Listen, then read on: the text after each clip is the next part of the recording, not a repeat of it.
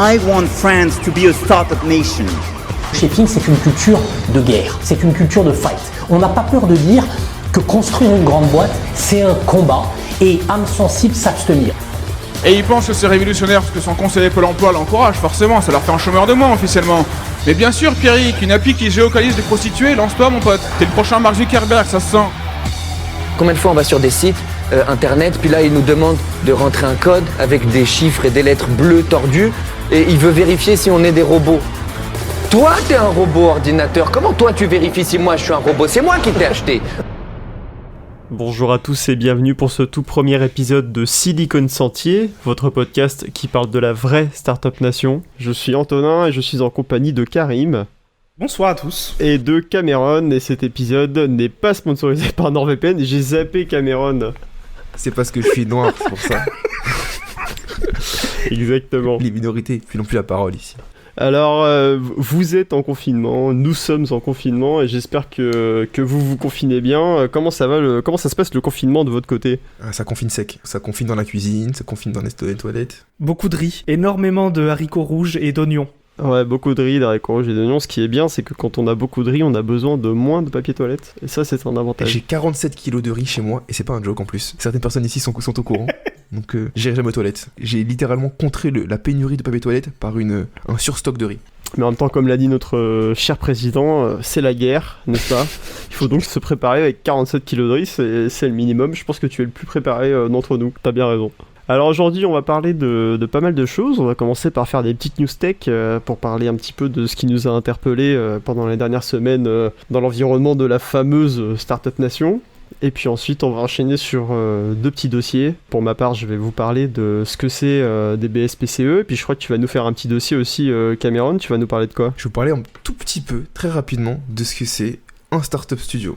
D'accord, tu nous réserves ça pour après. Ensuite, on va enchaîner sur le shame de la semaine qui nous sera fait par Karim. Yes, moi je vais vous parler d'une école d'informatique entre guillemets gratuite. Alors ça, en ce moment, il y en a un paquet. Je pense qu'il va y avoir matière à débat et on se fera peut-être insulter par certains étudiants dans les commentaires.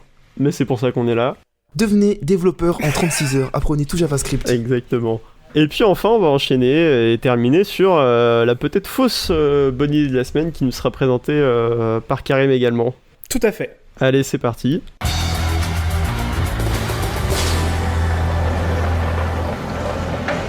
Est-ce que vous connaissez Palmer Luckey, le founder d'Oculus ? Nope.js. Alors moi je le connais rapidement, quand il avait été racheté par Facebook, les gens étaient pas très contents parce qu'ils disaient que c'était un vendu quoi. En résumé, c'est un peu flou, mais c'est un mec donc en effet qui a fondé Oculus, qui s'est fait racheter par Facebook, c'était donc le sbire de Zuck. En fait il est pro-Trump et il s'est fait virer de Facebook un peu à cause de ça. Juste après s'être fait virer, il a créé une boîte avec des drones sur lesquels il a mis des caméras et de l'intelligence artificielle. Que des choses qui peuvent bien se passer donc, bien évidemment.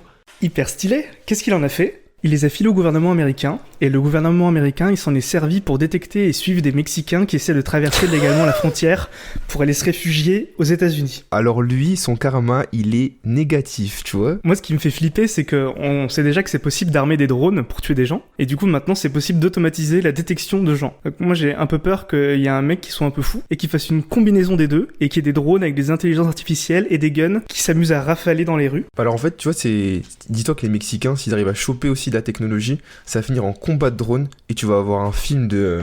Comment s'appelle le mec qui fait des films avec des explosions partout là ?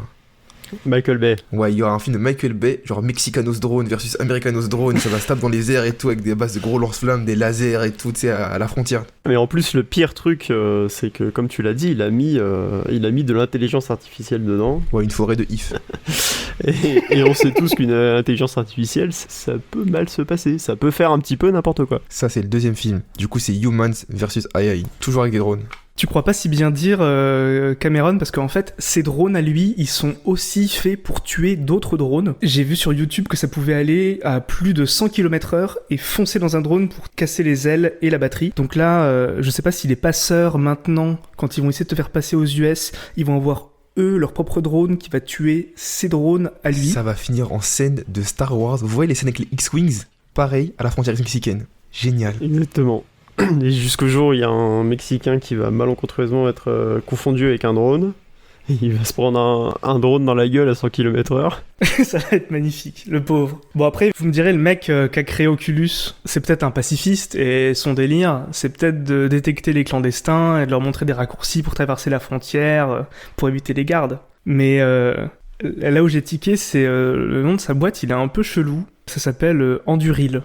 Je sais pas ce que c'est Anduril, j'ai pas fait latin. J'ai cherché sur Google, et en fait Anduril, c'est un nom qui vient du Seigneur des Anneaux, et c'est le nom d'une épée. Oula. Donc je suis pas sûr que son objectif final, ça soit d'utiliser ces drones pour découvrir les meilleurs coins champignons, si vous voyez ce que je veux Non, dire. je pense pas non plus. Non.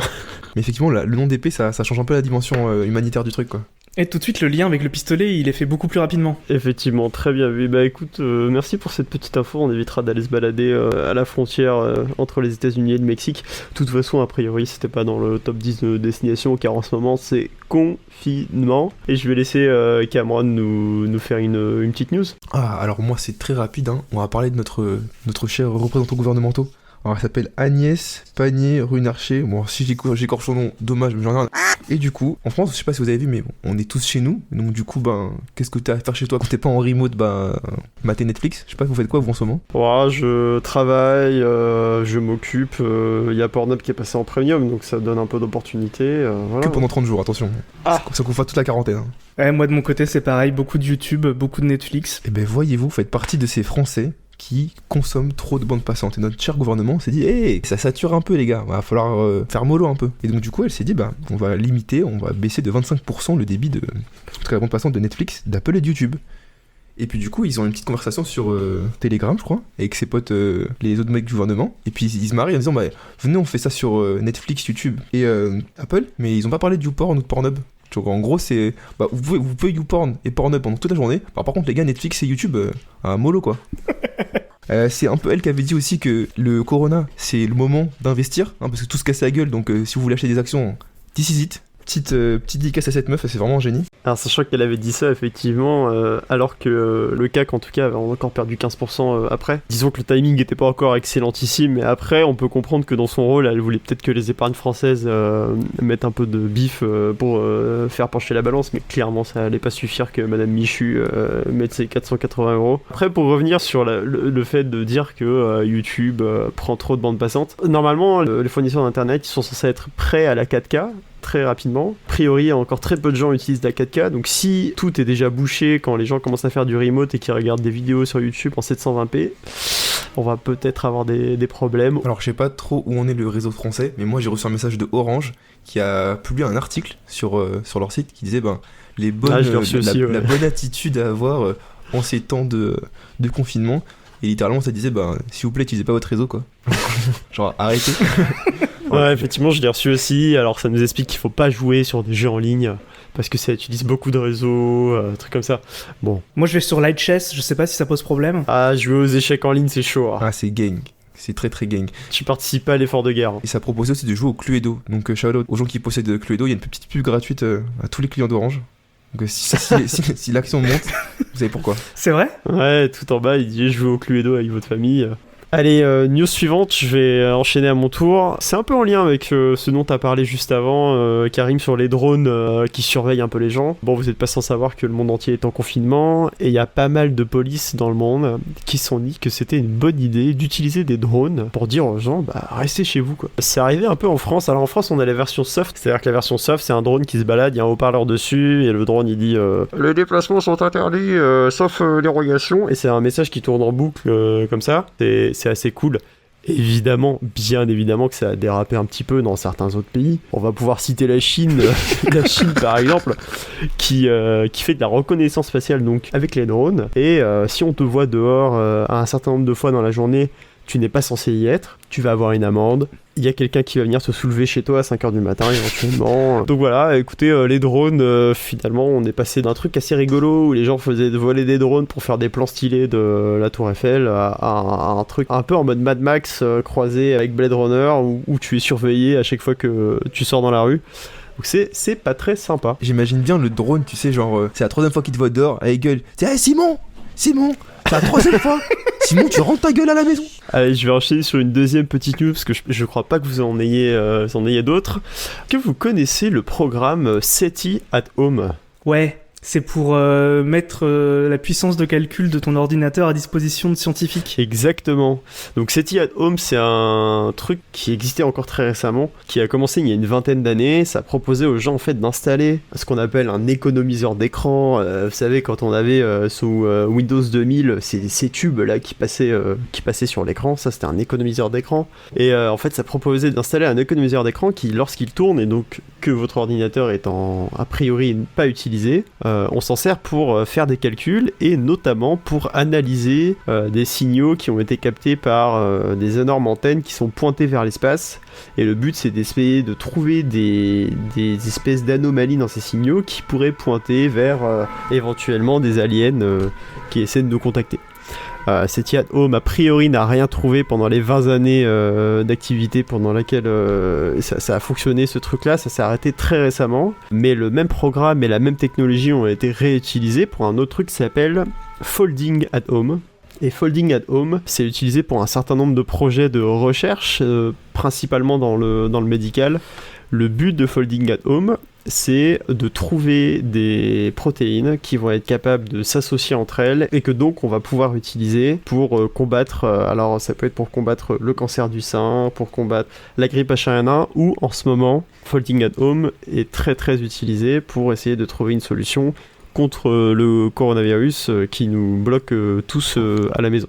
Aujourd'hui, il y a énormément de puissance qui est donnée à Folding at Home. Donc chez vous, je sais pas si vous avez un ordinateur qui est un peu puissant avec une carte Nvidia, mais vous pouvez installer SETI at Home et tester. J'ai un petit Raspberry Pi dans un coin qui peut servir à la limite. Alors le Raspberry Pi, écoute, c'est toujours une pierre ajoutée à l'édifice, mais je pense pas que ça puisse rentrer en compétition. En tout cas, si vous avez un ordinateur de gamer, que vous n'avez pas peur d'avoir une facture d'électricité un peu plus haute ce mois-ci, et que vous avez envie que le confinement s'arrête vite, eh bien n'hésitez pas à laisser tourner votre ordinateur la nuit et à installer Folding at Home, histoire que votre carte graphique à 800 balles puisse enfin servir à quelque chose d'autre que de jouer à Minecraft. Alors on va enchaîner sur un dossier qui va nous être présenté par Cameron.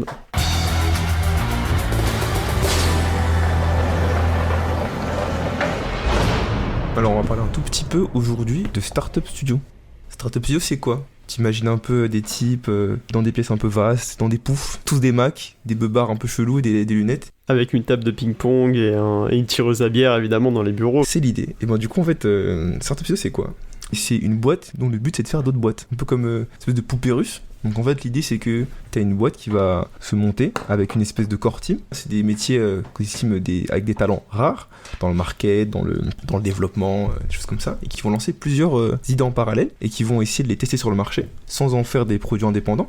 Et puis dès qu'il y a de l'attraction marché, ils vont essayer de recruter une équipe de direction et puis après une équipe de développement, essayer de pousser ce produit sur le marché, donc avec de l'investissement, de l'accompagnement et tout, et puis servir de leur network pour essayer de lever des fonds, des choses comme ça. Et puis une fois qu'ils ont trouvé leur market fit, qu'ils ont un peu de traction, bah ils vont lancer la boîte en externe, donc ils vont externaliser la boîte, donc en faire une entité à part entière. Et ils vont garder une grosse partie des parts, et c'est ça un peu le principe, quoi. Donc en fait, il y a des boîtes qui vont faire d'autres petites boîtes, qui vont garder des parts. Alors vous allez me dire, mais ok, cool, mais ça se passe comment? Ça a commencé quand? Alors du coup, petite parenthèse histoire, le premier startup studio a priori qui a été créé, c'est ID Labs, c'était fondé par Bill Gross en 96, et du coup ce mec-là il s'est dit, je vais faire ça, je vais faire des boîtes, et puis je vais les lancer, et puis si ça marche, je vais garder des parts, et puis je vais mettre des gens à la tête de ces boîtes-là qui vont les gérer à ma place, et puis ça va être bien. Ça, c'est pas un concept qui date de maintenant. Enfin, nous, on a vu un essor arriver d'à peu près 2008-2010, mais ça date il y a vachement longtemps. Ce Bill Gross-là, il a fait, entre autres, GoTo.com. GoTo.com, c'est une plateforme de recherche sur les produits market, et ça a été vendu à Yahoo. Alors Yahoo, on n'a pas fait grand chose derrière. Hein. Ouais, Yahoo, ils sont connus pour faire des acquisitions un peu éclatées. On pourra se souvenir de Tumblr, qu'ils ont acquis pour plusieurs milliards et revendu pour plusieurs millions. Donc il y a eu une petite perte entre les deux. Et ils ont eu, notamment, alors il y a plein de boîtes qu'ils ont eu qu'on connaît pas nous outre-Manche. Hein. Ça n'a pas beaucoup atteint, c'est beaucoup sur le marché américain, des trucs assez spéciaux. Mais ils ont eu dans leurs mains Picasa. Je sais pas si vous vous rappelez de ça. Ah oui, effectivement, ouais. Du coup, c'était alors initialement, c'est pas eux qui ont fondé Picasa, ils l'ont incubé. Et derrière, ils l'ont revendu à Google, donc c'est un gros move chez eux. Puis là, aujourd'hui, ça existe toujours, ID Labs, mais ils ont plus trop de grosses startups. Mais derrière, en fait, ce qui se passe, c'est qu'il y a eu des énormes trucs qui sont lancés. Et notamment, BetaWork. Je sais pas si ça vous dit quelque chose, BetaWork? Pas du tout. BetaWork? Ouais, BetaWork. Alors, je vais pas m'étaler là-dessus, mais c'est un des plus gros. Et en fait, ça a été fondé par un certain John Borswick. Est-ce que ça vous dit quelque chose, là? Non. Ah, très bien. Alors, BetaWork, c'est un énorme. Alors, c'est pas vraiment un startup studio, parce que du coup, ils essaient de faire startup studio, mais c'est plutôt un incubateur. Hein. On va voir ce que c'est juste après la différence entre un incubateur et un startup studio. Mais alors, juste pour revenir sur John Borswick, c'est qui? En fait, c'est un des copains de monsieur Musk, qui fait partie de la fameuse PayPal Mafia. Ah, lui, je connais. Ah, d'accord. Je sais pas si vous voyez la PayPal Mafia, mais en fait, c'est les mecs qui sont sortis de PayPal et qui ont tous décidé de faire Founder. Et ça a donné Tesla, LinkedIn, Palantir Technologies, YouTube, Yelp, Yammer, entre autres. Des petites boîtes. Hein. Pour revenir à notre petit startup studio, là, on a un peu le business model, comment ça fonctionne et tout. Et je voulais voir avec vous, est-ce que vous en connaissez quelques-uns? Il y a eFounder à Paris qui est connu. Ouais, on a travaillé pas loin en plus. Vous en connaissez d'autres? Alors, effectivement, eFounder, ils sont assez connus et finalement assez successful dans ce qu'ils font parce qu'ils sont mis sur un créneau, ils font des startups qui font plutôt du B2B et tout. Ouais. Est-ce que j'en connais d'autres? TechnoFounders, il me semble. Ouais. Alors du coup, c'est bien que vous posez parler de eFounders, parce qu'on va parler un peu d'eux. Alors eFounders, c'était fondé par Thibaut Elzière, qui a d'ailleurs été le founder de Photolia, entre autres, qui a été revendu d'ailleurs à Adobe en 2015, je crois. Typiquement, eFounders, c'est un startup studio qui est centré autour des produits SaaS B2B. En fait, il y a des startup studios qui ont des catégories un petit peu, et qui se spécialisent, il y en a dans la fintech, il y en a dans la santé. Eux, c'est que du B2B, donc notamment, ils ont fait certains produits que vous connaissez très bien, je pense. Mailjet, Textmaster, Fronta, Percol, Mention, Spendesk, Station, Slide, Brick, Forest aussi, absolument, ouais. Tout ce petit monde-là, en fait, ce qu'ils ont fait, c'est que j'ai eu l'occasion de les rencontrer lors d'un entretien, et c'est super sympa. En fait, ils ont une espèce de core team, vraiment, ils sont pas énormes, je crois qu'ils sont une trentaine maximum, et ils ont plein d'idées en interne. Et donc du coup en fait leur processus d'idéation, alors c'est un peu obscur parce qu'ils sont assez secrets là-dessus. Donc ils disent qu'ils ont des leads internes et des leads de leur network. Donc je sais pas trop comment ça fonctionne, le lead des networks, mais en tout cas ils ont des idées qu'ils internalisent. Donc du coup en fait le prototype est développé par une toute petite équipe, en général c'est pas plus de 4 personnes. Ils ont un designer qui est dédié, un dev front, dev back, un mec pour le produit un petit peu. Ils font leur truc et puis d'un coup, s'ils voient que ça peut se lancer, ils le lancent mais sans créer d'entité. Ils le lancent directement sur le marché, ils le testent, ils le vendent et ils ont un produit, des utilisateurs, des retours. Et l'idée c'est d'aller vite, de prendre des décisions assez rapidement. Et du coup c'est comme ça qu'on a pu voir Spendesk arriver sur le marché assez rapidement et qui ont pu derrière récupérer, être une vraie entreprise et récupérer des bureaux pas très loin d'ailleurs de là où ils sont dans Paris. Et on a pu voir des collègues à nous aller chez eux et ça a grossi assez vite. Je voulais parler juste après, donc ça c'était un peu notre startup en France. Alors du coup il faut savoir qu'en France on n'a pas énormément de startups successful, à part eFounders. On connaît d'autres structures, donc on va parler un petit peu. Est-ce que vous voyez ce que c'est la différence entre un startup studio et un incubateur? Écoute, non. Pas vraiment. Là, comme ça, je saurais pas vraiment te le dire. Et un startup studio et un accélérateur? Non plus, du coup. Tout l'écosystème d'incubateur, de startup studio et l'accélérateur, en fait, finalement, ça se rejoint pas mal. Je saurais pas te dire exactement pour moi quel est le point qui les différencie. Moi, je veux bien effectuer une tentative. Ah, j'attendais Karim là-dessus. Merci, Mamen. Pour moi, le startup studio, il va participer activement à la construction du produit, ouais. Alors que l'accélérateur... La différence entre accélérateur et incubateur, j'ai du mal. Je les mets un peu dans le même panier. Mais pour moi, c'est plutôt de l'accompagnement où on va te faire rencontrer quelqu'un qui a déjà résolu les mêmes problèmes que toi, tu rencontres actuellement pour t'aider. Mais il va pas y avoir un dev qui va t'aider sur le projet. C'est plutôt... je vois plus ça comme du conseil. Alors... J'ai fait mes devoirs un petit peu, mais j'ai pas trouvé de trucs qui me satisfassent vraiment beaucoup. Donc en fait, l'idée c'est... Bon, effectivement, Startup Studio, c'est... Idéalement, l'idée, elle est développée en interne, mais c'est vraiment quelque chose d'interne. Donc en fait, ils partent de zéro chez eux. Donc l'idée est portée par quelqu'un, à part une équipe qui est du coup dans les bureaux, mais un accélérateur et un incubateur, comme tu as dit, en fait, c'est pas pareil, ça n'intervient pas au même stade de développement de l'idée. Alors de ce que j'ai vu, un incubateur c'est juste après entre guillemets, le startup studio. Donc en gros, c'est un mec qui a une idée déjà, mais il a pas forcément les moyens de la développer. Et il va aller voir du coup des gens, comme tu as dit, qui connaissent, qui ont déjà rencontré cette problématique et qui connaissent un peu les soucis qu'il va rencontrer sur son parcours et qui vont lui donner les outils pour arriver à développer son idée. Donc ça passe par du financement, de l'hébergement, ça passe par le networking, ça passe par du coaching, choses comme ça. Et notamment, il y en a un incubateur à la porte de la Villette qui s'appelle le Cargo, qui est porté par le Crédit Agricole. Ils ont plein de petites boîtes à l'intérieur. Alors du coup, je sais pas s'il y en a une qui va exploser, mais j'en connais quelques-unes qui sont sympas.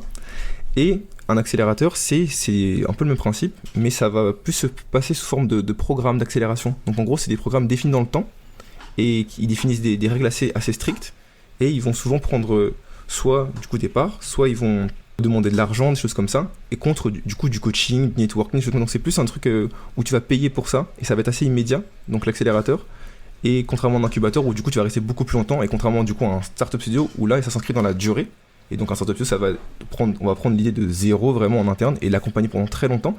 Donc en fait il faut savoir que les phases de startup studio en général c'est l'idée commence, il commence à prototyper, et ça va durer à peu près, le produit va pas voir le jour avant vraiment 9 à 18 mois. Donc en fait il va apparaître, il va être utilisé, il va être vendu, mais le but c'est de le sortir le plus rapidement possible, mais ça prend entre 9 et 18 mois. Donc je sais que chez eFounders, le cycle c'est 9 mois, mais tu as des startups au studio, ça va durer peut-être 18 mois d'incubation, ce qui s'appelle la phase d'incubation du coup, où ils restent en interne et les équipes sont employées du startup studio et pas justement de la startup. Ok. Par exemple, Spendex sont restés quasiment un an, je crois, chez eFounders avant de sortir vraiment des bureaux et de prendre leur petit envol et d'aller disrupter les paiements des entreprises. Alors maintenant, j'aimerais parler d'un startup studio, donc l'un des plus gros en Europe, et qui pour moi c'est un peu, alors je vais pas dire que c'est le shame, je suis un peu admiratif en fait face à eux. Est-ce qu'il est allemand? Oui. Je vois qu'on parle de la même chose. Est-ce que ça fait le Rocket Internet? Tout à fait, je pensais à ça aussi. Absolument, ouais. On va parler un peu de Rocket Internet. Alors du coup, pourquoi je vous parle de celui-là? Parce que du coup, ils sont devenus très très connus pour, déjà c'est le plus gros en Europe aujourd'hui, juste des petits chiffres comme ça que je vais jeter random. Ça a été fondé en 2007 par 3 frangins, Mark, Oliver et Alexander Samwer. 30 milliards de valeur sur leur startup aujourd'hui. Ils ont vendu littéralement des clones d'applications aux gens qu'ils ont copiés. C'est du génie. Juste pour la petite histoire que j'aime beaucoup, ils se sont dit, les 3 frères Samwer, on va faire des startups, mais on va pas s'amuser à réinventer la roue. On va copier des startups qui existent aux États-Unis, et on va les refaire, et on va les vendre sur tous les marchés où les États-Unis sont pas. Et les mecs ont littéralement créé Alando. En fait, c'est le clone exact de eBay. Même couleur, même structure, tout pareil. En fait, les frères Samwer, ils se sont dit, on va prendre un truc qui marche bien, on va le copier directement. Ils ont payé des mecs avec des doctorats pour qu'ils scrutent constamment toutes les mécaniques de ces sites-là, et des mecs qui scrutent au pixel près l'intégration, et ils hurlaient sur les équipes pour que les mecs intègrent exactement pareil. Leur stratégie, c'était la grosse. Faut que les gars, on fasse plus que, faut qu'on acquiert plus que. C'est pas grave si on perd de l'argent, faut qu'on fasse plus. C'est-à-dire que leur but, c'était de soit couper les prix au niveau de l'offre, exprès, pour récupérer du terrain, soit proposer plus de produits. Et ils ont réussi, en 100 jours, à vendre leur clone de eBay à 50 millions à eBay. Ah putain. Alors attends, qu'est-ce que c'était la stratégie de eBay pour racheter à ce moment-là? Le but c'était de tuer un concurrent dans l'œuf de peur qu'il puisse leur nuire plus tard? Et c'est ça en fait, c'est juste qu'ils ont réussi à attaquer un marché que eBay n'avait pas réussi à attaquer comme eux. Et en fait ils sont ultra agressifs sur le déploiement de leurs produits, et du coup en fait ils ont récupéré du marché en Europe d'un coup, et du coup ils ont eu 50 millions pour eBay. Ils ont racheté la clientèle, non? Ce qu'ils rachètent, c'est du coup le site. J'imagine qu'ils rachètent la base de clientèle exactement. Mais en fait, comme le site est exactement le même, j'imagine qu'en fait c'était un rachat pour tuer le comment ça s'appelle, le concurrent. Mais du coup, ils ont recommencé avec tous leurs produits. C'est littéralement, ils se cachent pas, c'est que des copies. Et donc du coup, ils ont copié. Je crois que ça s'appelle Zappo. Non, Appo. Ah, je l'ai plus. Je me perds dans mes notes. Mais ils ont fait le clone de la plateforme qui vend des chaussures, et ils ont fait Zalando. Et Zalando, aujourd'hui, on voit ce que ça donne, et c'est que des clones comme ça. Et en 2011, il y a 20 top personnes de la boîte qui ont quitté la boîte en disant, les gars, on en a marre de copier, on s'en fout, on se casse. Et les gars ont dit, cassez-vous, c'est pas grave. Aujourd'hui, ça fait 30 milliards, quoi. C'est à peu près tout ce que j'allais dire sur les startups. Je voulais finir là-dessus. Alors, c'est pas forcément super construit tout droit. J'ai un peu dit des choses. J'espère que vous avez appris des trucs. Franchement, ouais, au risque de passer pour un inculte, je savais pas que Rocket Internet faisait ça. En fait, je connais Rocket Internet parce que c'est coté en bourse, mais alors je savais pas du tout que leur technique c'était de faire ça, et c'est une technique que Alibaba fait. Et on dit souvent que Alibaba, oh là là, c'est des salauds, ils copient des sites, c'est pas très gentil, machin et tout. Mais en réalité, c'est comme ça que, enfin, business is business, quoi. C'est tout. S'il y a un marché sur lequel vous n'avez pas réussi à vous implémenter, si vous avez trouvé le business model, trouvé un pricing qui va bien, trouver un produit qui va bien, bah, il y a juste à vous copier et à se mettre sur le bon marché, à cibler les bonnes personnes, et vous pouvez vous faire voler la zone géographique. Voilà, c'est quelque chose qui arrive. Moi, j'ai travaillé chez Deezer, c'était un peu la stratégie de Deezer en Amérique du Sud, où Spotify était très peu implémenté. A priori, Deezer réinvente rien par rapport à Spotify, et pourtant Deezer se vendait très bien en Amérique du Sud parce que c'est un marché qui ciblait particulièrement bien. Ouais, mais c'est totalement leur stratégie, quoi. C'est 100% ça. Et d'ailleurs, ils se le cachent pas du tout, hein. Leur stratégie, c'était d'engager tous les CEO de leur startup. En fait, ils avaient un profil type, et c'était que des mecs qui venaient de la finance, et ils voulaient engager que des mecs qui sortaient de Goldman Sachs. Goldman, des grosses boîtes, des gros charbonneurs qui connaissent bien les chiffres. Et leur seul but, c'était, on envoie des mecs comme ça qui savent mettre la pression, et qui savent subir la pression, et on les déploie. Et en fait, le but, c'était d'attaquer n'importe quel marché et de le voler à celui qu'on copiait. Il y a un article qui dit que le type, donc c'est Oli, l'un des trois frères là, qui est absolument ignoble. Le mec appelait genre devant tout le monde, il a tout le monde en conf call, et c'était genre Bangkok les chiffres, genre Pékin les chiffres, genre Rome les chiffres. Et si t'avais pas les bons chiffres en tête direct, tu te faisais allumer, quoi. Et ils disaient qu'il y avait un turnover au niveau des execs qui était genre ouf, ils les viraient constamment, quoi. Tu underperformais, tu sautais. Et tout ça pour récupérer toujours plus. Ils mettaient une pression dingue pour le revendre derrière. Et ils disaient, notre but ça n'a jamais été le profit, c'est de récupérer le plus de parts de marché possible. Et c'est à base de 20 millions de budget sur sur Google et Facebook en ad. Ah ouais. 20 millions par mois.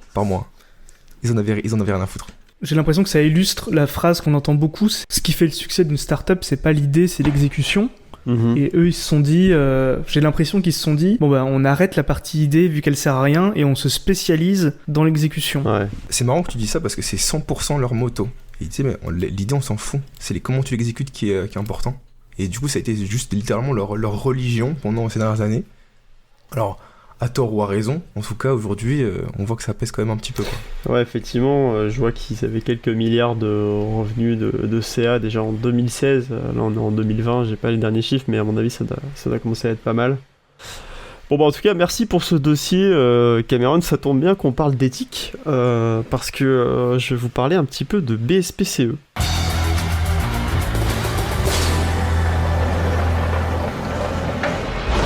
Ah, les BSPCE, grand sujet. Alors, je sais pas si on vous en a déjà proposé pendant votre carrière, quand vous avez postulé à certaines startups de la Silicon Sentier. Moi, pour ma part, oui. Je sais pas si Karim... Moi, je me suis fait virer avant que la période arrive au moment où j'aurais pu en profiter, mais ça aurait pu. Potentiellement, ça aurait pu. Alors, les BSPCE, alors déjà, qu'est-ce que ça veut dire, BSPCE? Ça veut dire que c'est un bon de souscription de part créateur d'entreprise. Mais c'est jamais présenté comme ça. Quand on te le présente, on te dit... on te dit, dis donc, Michel, viens voir. Michel, on va te donner des parts de la boîte. Et non, il faut bien comprendre que c'est un moyen de fidéliser les employés de la startup, mais c'est pas des parts de l'entreprise. En fait, ce qu'il faut bien comprendre, que donc les BSPCE, on en propose très souvent en startup quand on arrive dans les premières années de la boîte. On vous parle d'avoir des parts, de les débloquer en 4 ans, etc. Finalement, autour de moi, et je pense que c'est un peu pareil pour vous, il y a assez peu de gens qui comprennent exactement vraiment le fonctionnement des BSPCE et l'intérêt que ça peut représenter pour un employé, mais il faut aussi bien comprendre l'intérêt que ça représente pour le fondateur qui propose ça à des employés. Alors du coup, pour rappel, là on l'a vu avec Rocket Internet, il y a des entreprises qui sont cotées en bourse, il y a des entreprises qui sont pas cotées en bourse, mais dans tous les cas, une entreprise, elle est divisée en parts. Toutes les entreprises et les sociétés sont divisées en parts, et si la société elle est cotée en bourse, vous pouvez acheter des parts via les marchés. Si vous avez un PEA sur Boursorama, vous pouvez acheter des parts. Si la société elle n'est pas cotée en bourse, a priori c'est assez compliqué d'acheter des parts, sauf si bah, vous avez la possibilité d'investir dans la société via une levée de fonds. Les BSPCE, en fait, quand on vous les propose, c'est pas des actions de l'entreprise, c'est pas des parts de l'entreprise. On vous donne le droit d'acheter des parts de l'entreprise plus tard. C'est ça une BSPCE. C'est un bon de souscription. C'est pas un stock. Donc ce sont des options d'achat en fait. Mais du coup acheter, ça veut dire quand même qu'il faut que tu sortes de l'argent. Ça c'est important à bien comprendre, c'est que c'est bien une option. Donc on va faire une petite étude de cas. On va dire que vous rentrez dans la société Kazoo Consulting au 1er janvier 2020. Alors Kazoo Consulting, une croissance à 8 chiffres. Kazoo Consulting, c'est extraordinaire. Et vous êtes en entretien devant Karim, Cameron et moi, le comité de direction de Kazoo Consulting, et on vous promet, en plus de votre salaire, 4000 BSPCE. Et on vous dit, faut rester quand même 4 ans dans la boîte, parce que quand même... Alors qu'est-ce que ça veut dire ? Ça, c'est un truc que vous risquez d'entendre si vous postulez pour une start-up. Ça veut dire qu'en fait, on vous donne le droit d'acheter 4000 actions au bout de 4 ans de Kazoo Consulting. On vous donne pas des actions. Il faut bien comprendre la différence avec ça. On vous donne juste le droit d'en acheter. Bon, admettons que chez Kazoo Consulting, une action c'est 1 euro quand vous rentrez dans la boîte au 1er janvier 2020. Donc on se met d'accord et on dit ok Michel, dans 4 ans, tu pourras acheter 4000 actions pour un prix fixé de 4000 euros. Votre intérêt du coup à vous c'est quoi ? C'est que la valorisation de Kazoo Consulting, elle est fait x5 on va dire, ou x10 ou x20, j'en sais rien, mais qu'elle ait fait une énorme multiplication dans 4 ans pour que les actions que vous allez acheter dans 4 ans à 4000 euros, elles valent 20 000 euros et donc vous faites une plus-value de 16 000. Alors le problème déjà pour commencer, c'est que souvent on entend en négociation de salaire en startup, quand on vous propose des BSPCE, on vous dit bon bah tu voulais 50K, mais on va te donner 46, mais tu vas voir, tu vas débloquer 2000 euros d'actions par an. Alors attention, parce que là, ce qu'on fait, c'est qu'on vous enlève 2000 euros, 3000 euros, 4000 euros bruts de votre salaire, pas pour vous donner des actions, pour vous donner le droit d'acheter des actions si vous restez 4 ans. Il faut bien comprendre que c'est pas exactement la même chose que de vous donner des actions directement. Alors c'est pas forcément un mauvais calcul, mais il faut bien juger du potentiel de la boîte aussi. Il faut être conscient qu'en 4 ans, la boîte, elle peut valoir 10 fois ce qu'elle vaut aujourd'hui. La boîte, elle peut aussi couler 10 fois en 4 ans. Je vous donne un exemple très concret. J'ai un ami qui est rentré dans une boîte il y a 1 an et demi, il a bien baissé son salaire pour prendre des BSPCE. Le marché, il y a quelques semaines, les marchés financiers dans le monde se sont un peu écrasés. Il y a quelques VC et fonds d'investissement qui se sont finalement dit qu'ils n'allaient pas investir dans certaines boîtes. C'était le cas de la boîte de mon pote. Il a laissé pas mal de salaire de côté pour avoir des BSPCE et sa boîte a fermé vendredi dernier. Et aujourd'hui, il a 0 alors qu'il a laissé quand même pas mal d'argent sur la table. C'est pas forcément un mauvais calcul toujours, parce que ça peut arriver que votre boîte fasse x10 et vous vous retrouviez avec pas mal d'argent potentiellement entre les mains. Donc on reprend notre calcul, vous êtes rentré chez Kazoo Consulting, vous avez acheté 4000 euros de BSPCE, la valorisation de la boîte a fait x5 en 4 ans, vous avez donc 20 000 euros d'actions. Alors attention, vous n'avez pas fait 20 000 euros de bénéf, vous avez fait 20 000 euros moins 4 000, parce que vous avez quand même dû acheter vos BSPCE.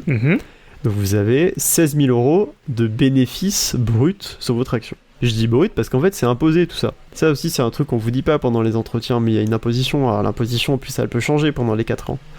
Est-ce que c'est de la plus-value sur action du coup ?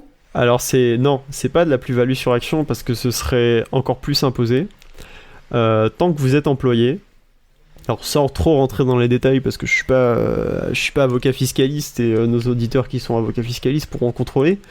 Mais en gros, si je me trompe pas, vous allez être taxé. D'abord, vous allez payer ce qu'on appelle la CSG-CRDS, ce qui représente. C'est 10%. Voilà, c'est exactement ça, 9,7. Ensuite, il y a une petite part, à payer, ce qu'on appelle la part salariale, qui va vous amener environ 15%. Il y a un petit impôt dégressif quand même, pour se faire plaisir.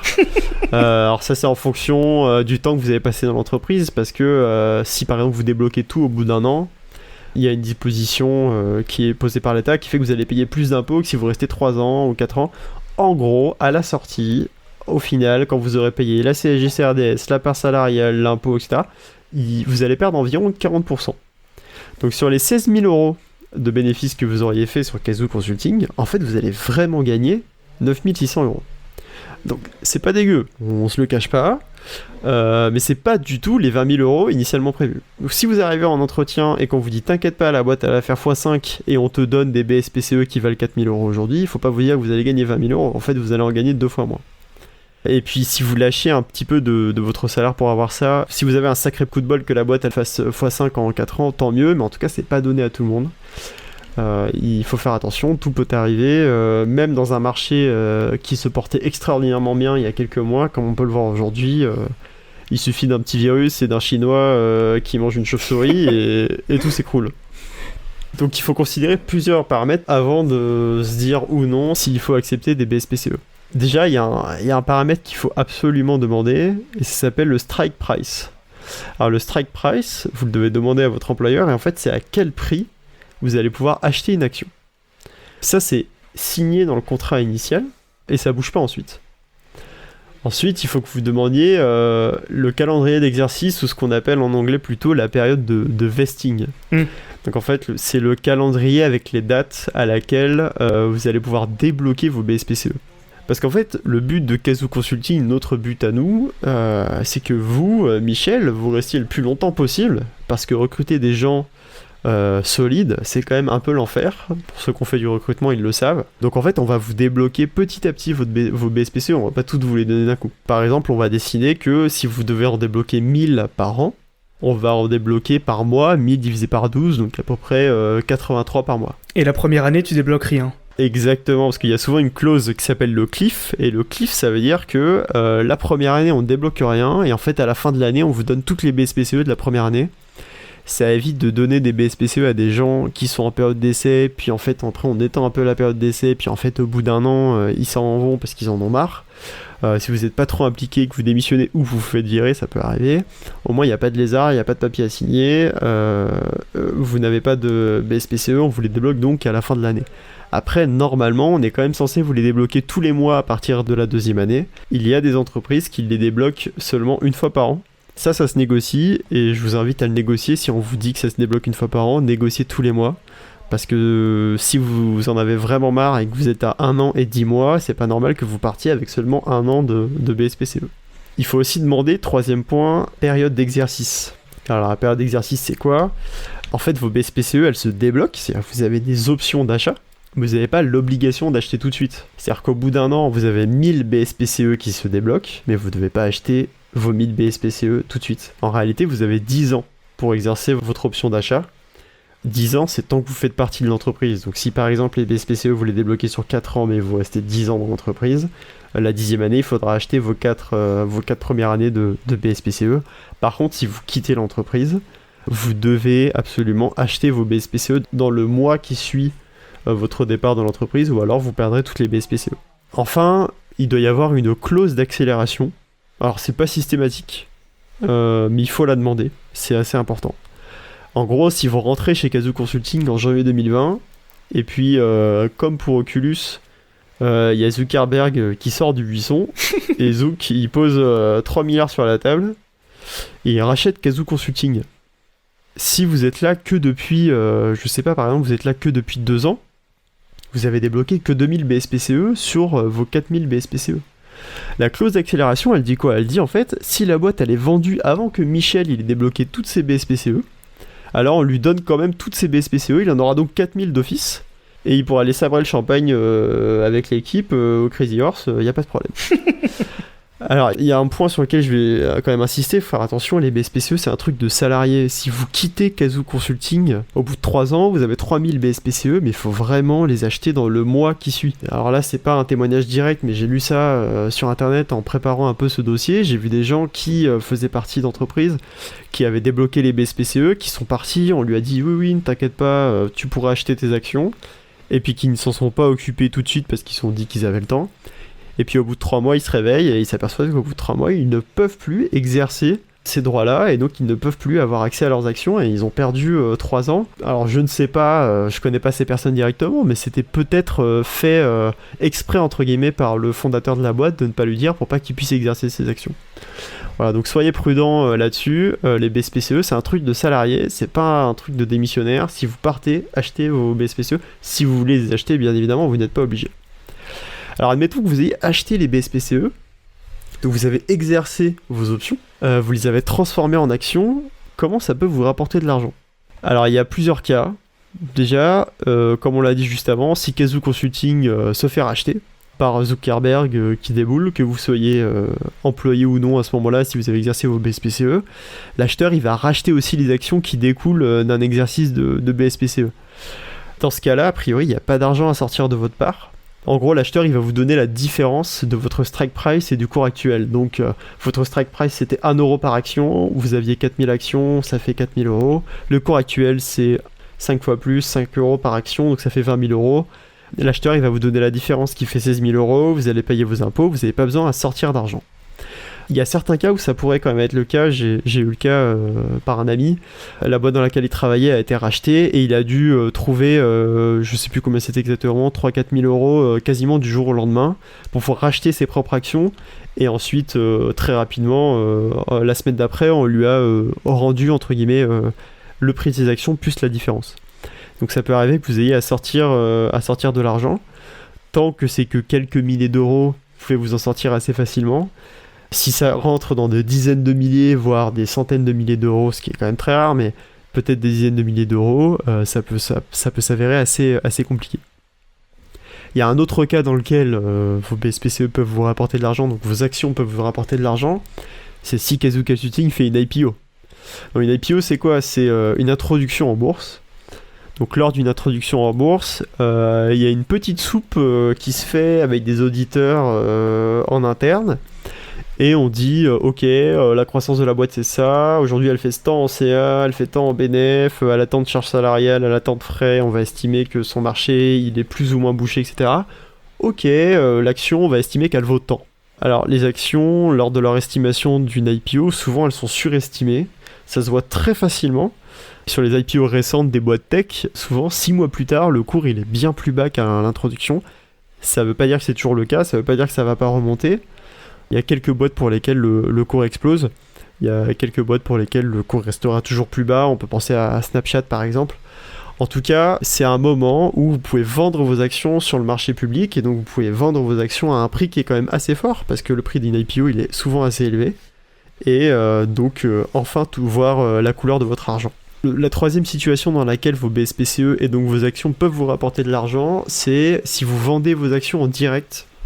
Vendre ses actions en direct, ça veut dire quoi? Michel, il a des actions de Kazoo Consulting et il veut les vendre à son frère qui s'appelle Richard. Alors en pratique, en théorie, il peut les vendre à son frère, rien ne l'empêche.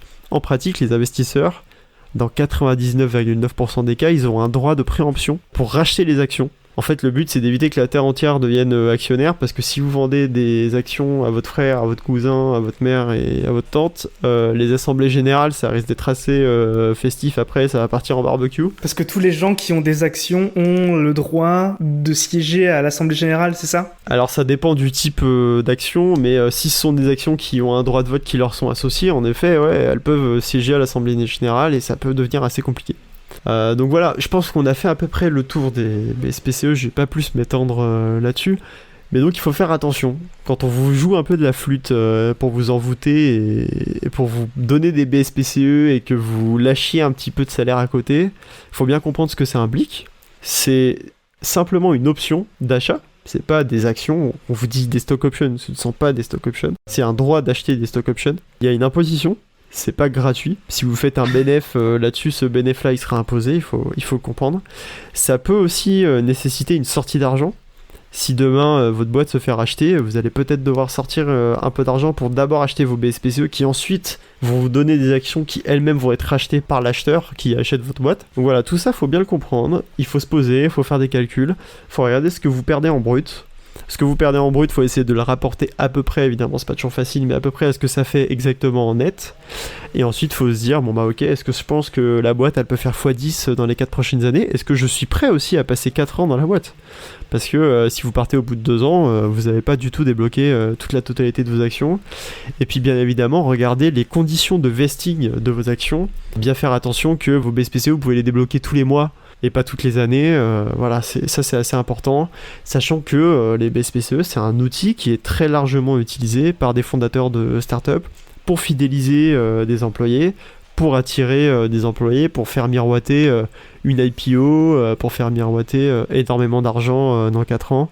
Donc il faut que vous soyez prudent parce que c'est pas toujours le cas et il est possible que la boîte coule dans les prochaines années. C'est clair. Et puis en plus, il y a beaucoup d'entreprises à l'entretien, tu sais, ils te proposent des BSPCE, et du coup toi t'es pompé up, tu dis bah ouais, clairement, je vais être actionnaire, je vais avoir des parts de la boîte, je vais mettre une cravate. À tout moment, je me retrouve au board, là, comme ça avec les gens en col blanc et tout, le milliard quoi. Mais du coup, tu fais souvent, bah, comme tu disais tout à l'heure, des sacrifices sur le salaire que tu vas récupérer, mais souvent tu sacrifies ton salaire et en plus tu te surinvestis. Ouais, c'est vrai. Souvent. Et donc du coup tu vas renier un peu sur ta qualité de vie, tu vas te donner pour ta boîte parce qu'on te pousse à faire ça, on te dit mais regarde, t'es actionnaire, tu es toi-même patron de la boîte, tu possèdes un petit bout, donc t'as tout intérêt à ce qu'elle fonctionne, bosse plus, mais tu peux pas demander plus, parce que de toute façon quand on sera riche, tu seras riche. Toi c'est nous, tu n'es pas salarié, nous sommes collaborateurs. Ouais c'est ça, on est collaborateurs et donc du coup tu fais du 9h-23h pendant 3 ans, pour qu'après la boîte se fasse racheter, que tu prennes même pas 10 000 balles quoi. Alors, du coup tout le temps investi, c'est pas worth quoi, faut faire gaffe. Allez, sur ces bonnes paroles, on va enchaîner sur le shame de la semaine qui va nous être présenté par Karim.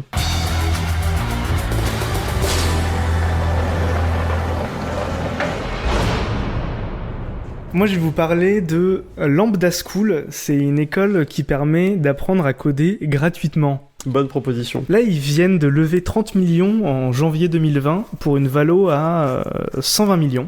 Wow. Ils ont levé en tout, pour l'instant, 48 millions de dollars. Alors, le principe, c'est que tu suis les cours gratuitement pendant 9 mois, on t'aide à trouver un travail. Si et seulement si tu trouves un travail, tu payes à l'école une partie de ton nouveau super salaire. Mmh. Ok.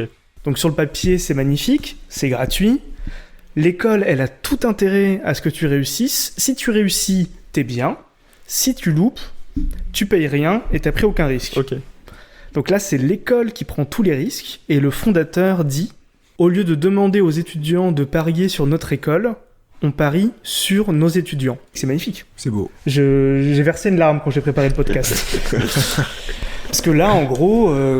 Quand toi, en tant que bachelier, t'essayes de choisir une école, tu vois le prix de l'école, tu vois un peu le taux de réussite, tu te dis, en France en tout cas, tu te dis cette école-là, elle est à peu près à 5 000 €, mais bon, elle a l'air réputée. En gros, c'est à toi d'avancer l'argent et de parier sur l'école. Eux, leur concept, c'est l'inverse, c'est de dire, nous, on parie sur l'étudiant. On va rentrer un petit peu plus dans le détail.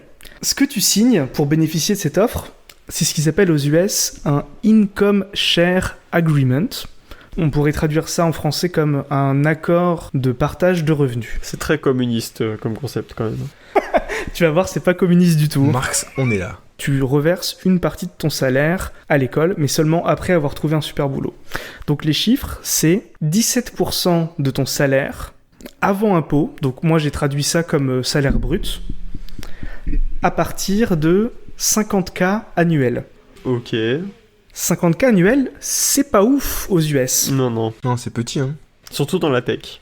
Le gros pôle tech, c'est SF. Une mini-chambre en coloc à SF où tu partages la salle de bain et les toilettes, c'est à partir de 1 000 € par mois. 2000 balles, putain, une cabane pour chien dans le jardin de quelqu'un. Un truc Smoby. Non, mais vraiment. Le loyer moyen à SF, c'est 4 500 $. Pour vous donner un ordre d'idée, à Paris, c'est à peu près 1 000 €. Mmh. Rien que pour payer le loyer moyen à SF, il faut que tu gagnes plus que 50K par an. Parce que 4500 x 12, ça fait 54 000. Ok.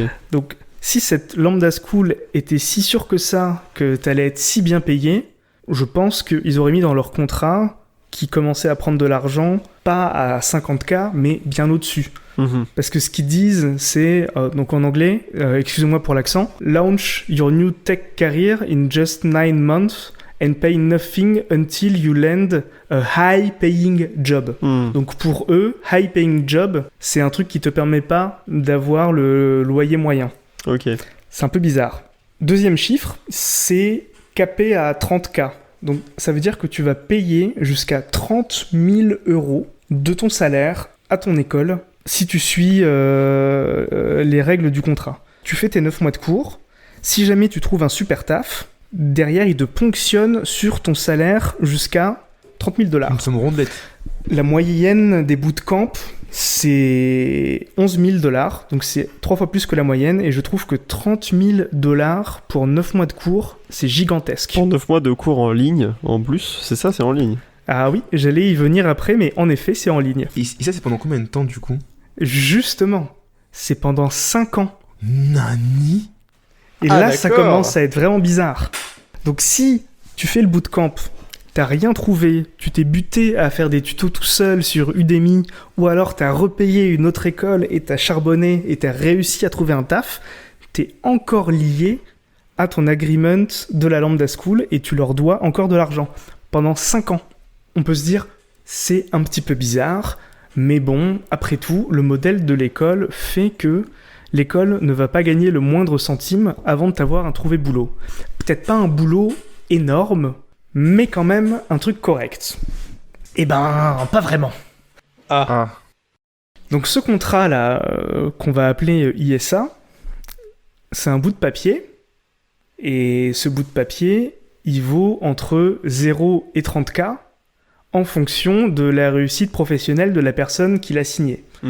C'est-à-dire que si jamais tu foires totalement tes études, t'arrives pas à trouver de boulot dans les 5 années, tu dois 0. Si jamais tu trouves un taf qui te permet de rembourser jusqu'au maximum, ça vaut 30K. Ok. Ça pourrait en théorie être un produit financier spéculatif. Ah. Je pourrais me dire, tiens, je rachète ce contrat, Antonin, ça m'a l'air d'être un étudiant tout à fait sérieux, son contrat, je le rachète, 10 000 $. Au pire des cas, j'ai perdu 10 000 $. Dans le meilleur des cas, j'ai gagné 30 000 $. J'ai fait 3 fois sur mon investissement. En théorie seulement. Je suis allé faire un tour sur le site et j'ai vu une annonce le 19 février 2020. Et la Lambda School, elle annonce un nouveau partenariat avec une société qui s'appelle Edly. Ok. Je vois les sourcils froncés de Cameron. Je suis intrigué. Edly. Qu'est-ce que c'est que cette société Edly que fait-elle ? C'est une marketplace qui connecte les meilleurs investisseurs avec les meilleures écoles pour investir dans des contrats ISA. Ah mais c'est génial. Dis donc, Lambda School, tu ne la fais pas un peu à l'envers là avec ton discours de on prend tous les risques ? Donc en gros, ils permettent à des investisseurs ou à des fonds d'investissement de faire ce qui en théorie était possible. Alors j'ai lu et dans les faits, ils revendent pas vraiment les contrats, mais ils prennent une avance sur le contrat et ils partagent les bénéfices. Ok, d'accord. Il y a quand même un montage derrière qui est pas trop... Mais c'est un peu comme si ils revendaient le contrat, quoi. Dans tous les cas, il y a un partage de risques. C'est plus eux qui prennent tous les risques. Pourquoi est-ce que c'est un problème ? Parce qu'à court terme, il y a un désalignement d'intérêt pour l'école. Si c'est l'école qui prend tous les risques, il faut qu'elle s'assure que les étudiants trouvent un boulot et qu'elle dispense d'enseignement de qualité. Mais si elle prend plus les risques, c'est plus le cas. La conséquence, c'est qu'elle pourrait dégrader son enseignement en prenant des profs moins chers, moins qualifiés et accepter plus de gens par promo. Ouais. Et vous allez me dire, oui, mais c'est une école, ils vont pas pouvoir faire des promos infinis, ils auront pas assez de chaises. Mais comme tu l'as dit, Antonin, c'est un programme en ligne. Donc c'est des Slack et des Zoom, Ouais. et ils font ce qu'ils veulent, ils peuvent avoir une infinité de candidats. Comme dirait Lunatic, si tu kiffes pas Renoir, t'écoutes pas et puis c'est tout.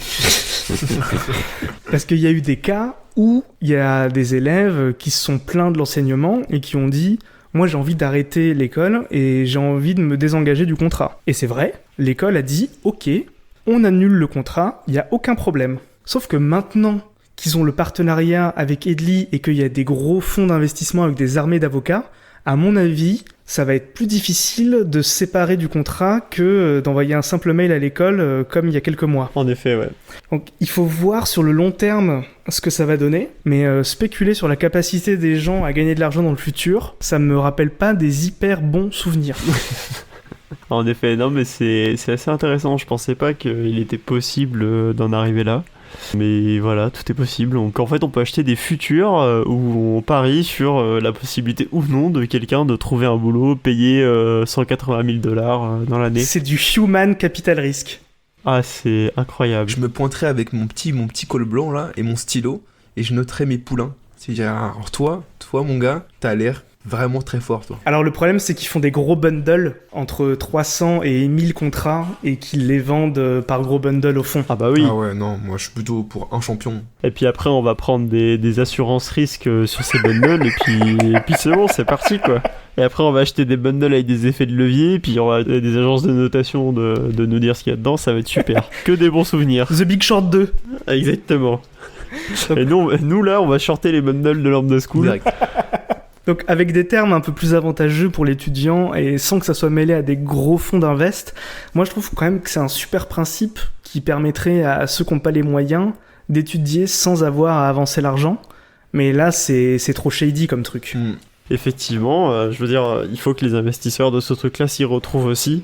Mine de rien, ça doit pas être gratuit d'investir tout ce qu'ils ont pu investir dans les partenariats, la communication, les profs, l'infrastructure, les cours, etc. qui supportent la Lambda School. Business is business. S'ils trouvent acheteurs et qu'il y a des gens qui arrivent à se convertir d'un métier dans lequel ils sont pas inépanouis, ils gagnent pas beaucoup de pépettes à un métier qu'ils aiment bien, ils sont assis sur une chaise et ils gagnent beaucoup de pépettes, et bah tant mieux pour eux finalement. Mais moi du coup, j'ai une question, c'est que du coup, initialement, il y a quand même un but assez louable, hein, c'est de permettre à n'importe qui de pouvoir devenir le boss de la street et d'avoir un gros salaire, et du coup bah, tu prends un petit cut sur ce qu'il va gagner. Mais s'ils avaient autant de bonnes intentions, pourquoi ils sont tournés vers un fonds de ce type-là, en tout cas une boîte de ce type-là, pour pouvoir assurer leurs arrières? C'est qu'ils n'étaient pas si sereins que ça au final. Est-ce que ça a été fait au bout d'un moment où ils se sont rendus compte que ça marchait pas si bien que ça? Est-ce qu'ils se sont rendus compte qu'ils faisaient pas beaucoup de sous, ou est-ce qu'ils voulaient juste de l'assurance? Ils voulaient peut-être en faire plus. Peut-être en faire plus, mais je me demande qu'est-ce qui a motivé des mecs, parce que je me dis qu'il y a des mecs qui pensent à ça, ils se disent pas, les gars, on commence comme ça, on leur vend, Banks, au bout de 10 000 gars, on prend ce fonds-là et ils nous assurent. Moi je pense que c'était le plan depuis le début. Ouais. Je pense, ouais. Ouais, ça m'étonnerait pas des tonnes non plus, en effet. C'est ouf. T'as le machiavélisme. Ce contrat ISA, il est en place d'après ce que j'ai vu depuis le début. Sauf qu'au début, ils ont dit on va jamais les vendre. Ok, Moraï. Et les tweets ont été supprimés depuis. Ça supprime des tweets. Ah, ça c'est pas... Ah, la suppression de tweets. Vous voyez ça, quand on vous parle chinois, quand on vous pose des questions sur les BSPCE, et la suppression de tweets, ça c'est des trucs... Red flag. Ouais, red flag, ça faut faire attention. Ça c'est le 9e cercle de l'enfer selon Dante, hein. C'est le cercle des traîtres. Exactement. Bon bah écoute, en tout cas, merci beaucoup pour ce petit éclairage sur la Lambda School. Nous trois, on est bien contents d'être sortis de l'apprentissage, mais on pourra dire à ceux qui commencent aujourd'hui, faites gaffe aux écoles comme ça, et faites gaffe aux BSPCE. Il me semblait qu'on ait un petit sujet sur la start-up de la semaine. Je peux me permettre de transitionner? Vas-y.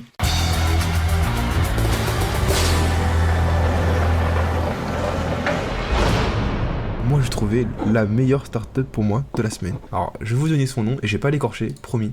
Ça s'appelle Died in House. Qu'est-ce que ça fait, Died in House? Est-ce que vous vous êtes pas déjà demandé, quand vous arrivez dans un appartement, putain, est-ce qu'il y a pas déjà un mec qui a clamsé dans cet appart? Oh là là. Parce que tu te dis, si t'as un peu genre sur les... T'as des croyances un peu, qui sont les tiennes, hein, d'ailleurs, tout le monde on respecte toutes les croyances dans ce podcast. Pas de soucis. On accepte tout le monde, d'accord? Mais imaginons que tu te dises, ah, je suis pas trop chaud s'il y a un Maccabée dans les placards. Et ben en fait, c'est une startup qui s'est lancée et qui s'est dit, on va recenser les gens qui ont crevé dans les appartes, comment ils ont crevé, à quelle date, et puis du coup, tu peux, pour une modique somme de 11,69$, payer le site et il te dira si quelqu'un clame son appart. Dis-moi que t'as payé. Non, je suis pas là parce que c'est que des adresses américaines. Je sais pas si t'as accès à tant d'infos en France, mais en tout cas, aux US, tu peux rentrer ton adresse et payer un petit peu et savoir si quelqu'un a claqué et comment il a claqué dans l'appart. Des fois que tu... Ah, c'est dans ton appart, t'as pas toute la liste. Dans ton appart, non, tu payes pour ton adresse. Ah, c'est 11€ par adresse, c'est beaucoup. Il faut bien faire de l'argent. Business is business, même sur les morts. Exactement. Moi, j'ai vu dans des séries américaines que quand tu vends un appartement, t'es obligé de dire au nouveau propriétaire s'il y a eu des gens qui se sont tués à l'intérieur. Mais ma source, c'est les séries américaines. Ah, c'est vrai que c'est une source particulière. Moi, dans les séries américaines, de ce que j'ai vu, c'est que tu peux voir le reflet d'un tueur dans une vis sur une plaque d'immatriculation. Et donc ta startup là, elle permet de savoir si quelqu'un s'est tué ou en tout cas est mort à une certaine adresse. Et si oui, comment ? C'est ça, le rapport te dit comment il est mort, genre si jamais il y a eu des activités de création de drogue par exemple, il y a plein de choses, c'est pas juste que des morts, hein. Il sait tout, il te donne tout et puis tu peux te faire une idée sur est-ce que tu vas aller là-bas ou non. Alors j'ai fait une petite recherche, et aux États-Unis, si vous vivez en Californie, dans le Dakota du Sud ou en Alaska, on doit vous dire s'il y a eu une mort dans la propriété dans les 3 dernières années, que ce soit un mec qui soit tombé dans des escaliers ou qu'il ait été violemment assassiné par une dizaine de personnes. On fait pas la différence, peu importe ce qui s'est passé, on doit vous le dire si ça s'est produit dans les 10 dernières années. Par contre, s'il y a une mort violente, dans la plupart des états, on doit vous le dire. Donc vous saurez maintenant, si vous allez acheter votre résidence secondaire au Texas, que vous pouvez savoir si le propriétaire d'avant a été violemment poignardé dans sa salle de bain. Morale de l'histoire, toujours croire dans les séries américaines, source fiable. Exactement, source fiable. Eh ben merci beaucoup pour ce petit aparté. Est-ce que Karim, tu veux enchaîner sur une petite fausse bonne idée ?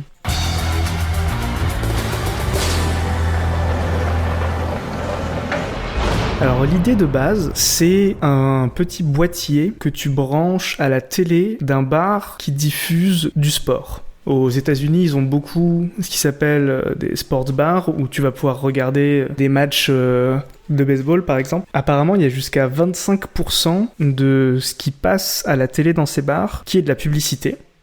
Et il y a une start-up qui s'est dit, grâce à mon boîtier, on a une sorte de Shazam qui détecte le moment de la pub et au moment de la pub, on zappe sur une autre chaîne, qui est en fait une chaîne où vous pouvez diffuser votre propre contenu, notamment offre spéciale sur la Bud, moins 25%. Et donc en fait, tu profiterais de cet espace publicitaire où le sport n'est pas diffusé pour faire la pub de ton propre produit, ou alors tu vends cet espace publicitaire à la pizzeria d'en face pour qu'elle puisse dire venez chercher une pizza pendant la pause et on vous la livre et revenez avec, vous finissez de la regarder pendant le match.